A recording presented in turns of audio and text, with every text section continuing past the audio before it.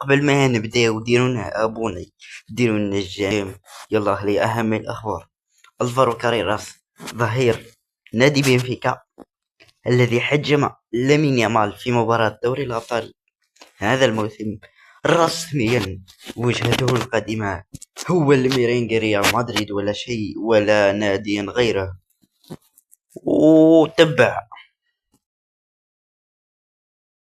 فلورنتينو بيريز يترك القرار بيد أنطونيو بينتوس، يا إما يقرر البقاء في ريال مدريد يا إما يرحل. للعلم للتذكير فقط أن أنطونيو بينتوس تلقى الكثير من الانتقادات بسبب تراجع الفريق بدنيا. هذا ثلاث لاعبين مرشحين أنطونيو بينتوس للرحيل أنا بعد نهاية الموسم من نادي برشلونة، وهم أنسو فاتي، إيريك غارسيا، وباو فيكتور، وبابلو توري.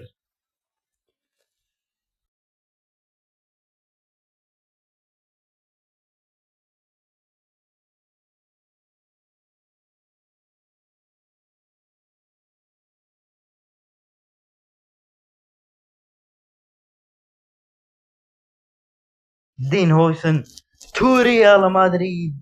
هير وي جو.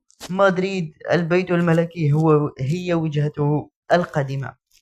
المدافع الشاب صاحب 19 سنة دمتم في رعاية الله وحفظه. تبع أهم الأخبار.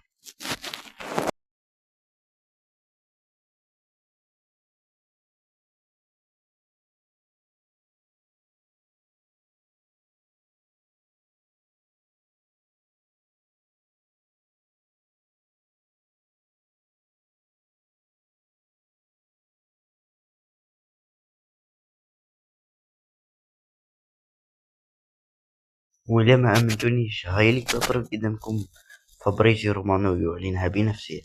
نخليكم مع الفيديو. بيس.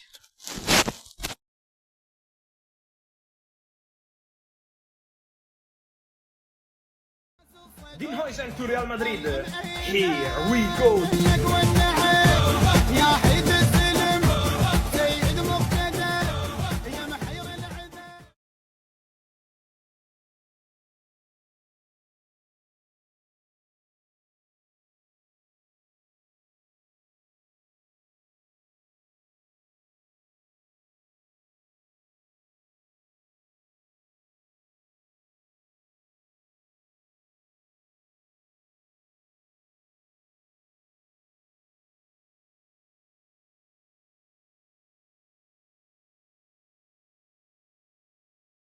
توتنهام يفوز بلقب الدوري الأوروبي الغير مستحق.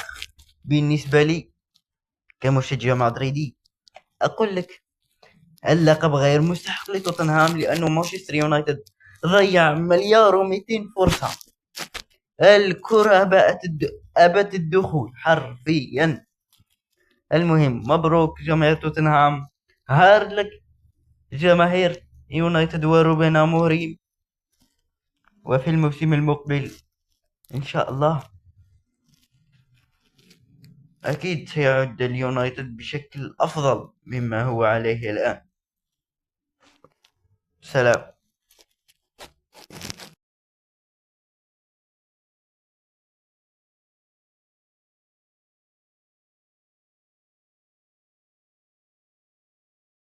بيلينغهام يغيب عن أول شهرين من الموسم المقبل بإذن الله، لأنه راح يخضع عملية جراحية على مستوى الكتف.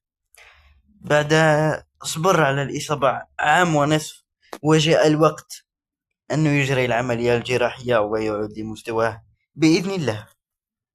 جود بيلينغهام سيخضع لعملية جراحية على مستوى الكتف بعد مونديال الأندية. سلام.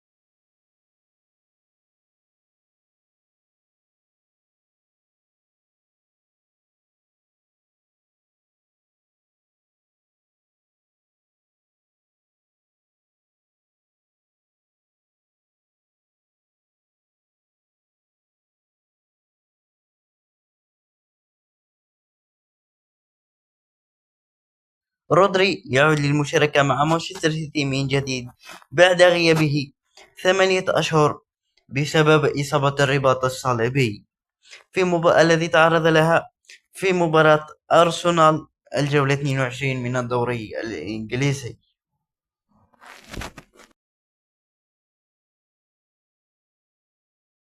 ويل هنا كنا لحقنا الله في هذا الفيديو. ديرونا ابوني، دير ابوني باش ما يفوتكش المحتوى الرهيب. بيس.